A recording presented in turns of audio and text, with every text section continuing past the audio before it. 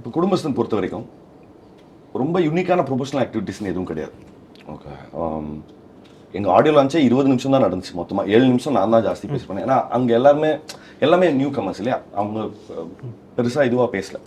But இந்த இன்டர்வியூஸில் நம்ம என்ன பண்ண வேண்டியிருந்ததுன்னா, ஏன் இந்த படங்கிற மேக்ஸிமம் மற்றதெல்லாம் கேட்பாங்க, நீங்கள் கேட்ட மாதிரி தான் இது கேட்பாங்க, அவர் மாதிரி பேசு எல்லாம் இருக்கும். பட் நான் கேட்கவே இல்லை சார், நீங்கள் கேட்கல சார், நான் சொல்கிறேன் நீங்கள் கேட்கல சார். பட் ஆனால் அந்த 2 கொஸ்டின் தான் நம்ம வெயிட் பண்ணோம். ஓகேங்களா, அதுதான் வந்து அந்த 2 கோல்டன் சென்டென்சஸ்க்காக தான் நான் வெயிட் பண்ணிருப்பேன். வெயிட் அப்படிங்கிறது ஓகேவா? ஏன்னா ஏன் கடைசியாக ஸோ ஃபைனலி எதுக்காக இந்த படத்தை நம்ம தியேட்டருக்கு வந்து பார்க்கணும் அப்படிங்கிற கொஸ்டின் தான்.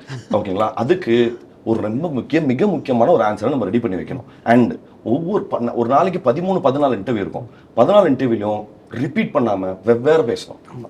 ஓகேவா, நீங்க வந்து இப்ப குடும்பஸ்தன் ஏன் அப்படின்னு சொல்லி கேட்டீங்கன்னா, இப்ப குடும்பஸ்தனுக்கு அதுக்கு எப்படி நான் 14 ஆன்சர் கொடுப்பீங்க? அதெல்லாம் வச்சிருப்போம். 14 விதமா நான் எழுதி பிட்டடிச்சு அந்த மாதிரி சொல்ல.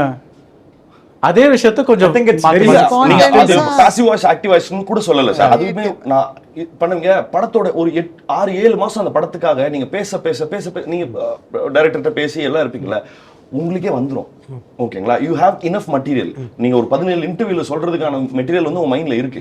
ஓகேங்களா, இப்ப அவன் என்ன சொல்லுவான், இதுல கேட்ட போது நான் என்ன சொல்லணும்னா, ஆமாங்க இப்போ வந்து ஒரு குடும்ப தலைவர் இருப்பான்.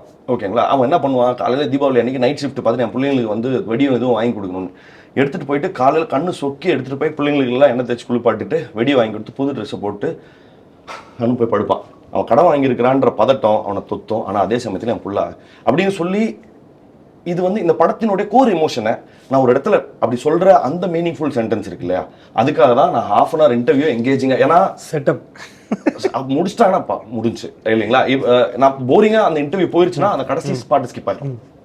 ஸோ ரொம்ப ட்ரிக்கி ஜாப் தான்.